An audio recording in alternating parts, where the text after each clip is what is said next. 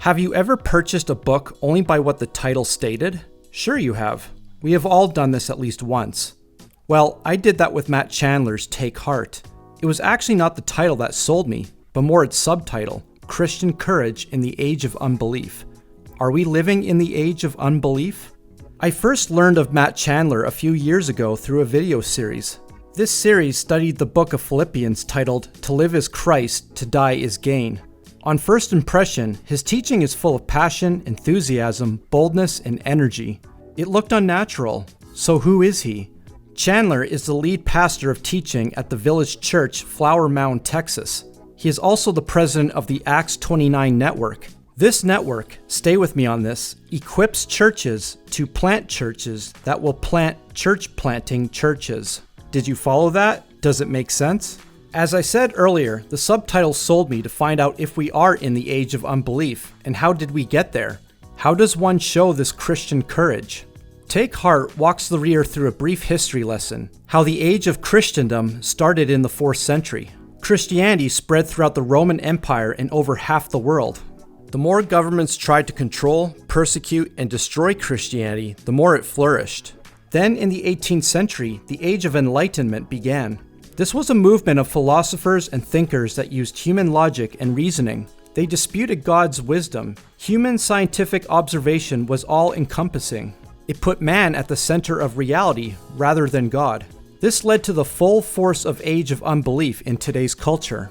Chandler shares his concerns of the 21st century. Fewer people are claiming to be Christian throughout the West. The Christian faith losing its social status and favor among culture. Christians receiving the label as bigoted or hateful for their convictions and beliefs. Chandler explains 3 methods Christians have responded to culture: converting, condemning, and consuming culture. While all 3 methods have good intentions, they create bigger problems. Converting culture perpetuates a war which pits the church against the world. Condemning culture separates Christians from the very people Jesus wants them to reach out to. It removes the opportunity to be salt and light to the world. Consuming culture neglects the message of the gospel. It puts culture first before the Bible. It neglects and compromises significant aspects of the Christian faith. Chandler believes that these 3 options are different, but are all derived out of fear. Take Heart is about presenting a 4th option, courage. This is not as a strategy, but a posture that allows readers to look around and think, this is a great time to be a Christian. So how does one find and apply Christian courage in our culture today? Chandler believes it looks like holiness. Holiness leads to integrity, a devotion to people, evangelism, and hospitality. He provides 4 ways to show courage through hospitality. These are surprisingly simple concepts, at least for extroverts. Welcome everyone you meet, engage with people, make dinner a priority, and love the outsider. Incredible how a published book showcasing basic principles will actually work. Don't believe it? Try it yourself. A notable quote from Take Heart is, "We tend to think that courage is the lack of fear, but that's just not true.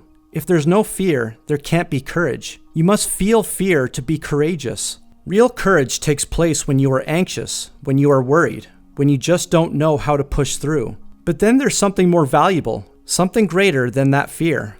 So though you feel fear, your actions are not driven by that fear. They are directed by something else. You step out with courage because there is something else that drives you, something that is greater than what you're afraid of." Chandler claims Christianity in the West is declining. This is at least from what we see from news outlets and social media. While I do not deny these claims, legitimate statistics would provide further evidence.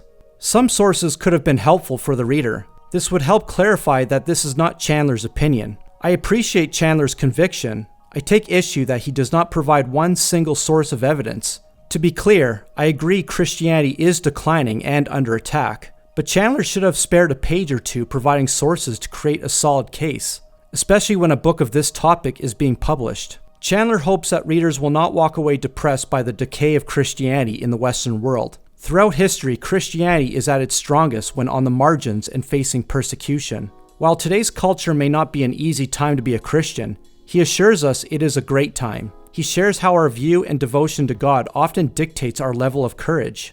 He hopes to shift that devotion from mere head knowledge to a heartfelt awe of Him. The appreciation readers have of Take Heart will also dictate their view and devotion of God.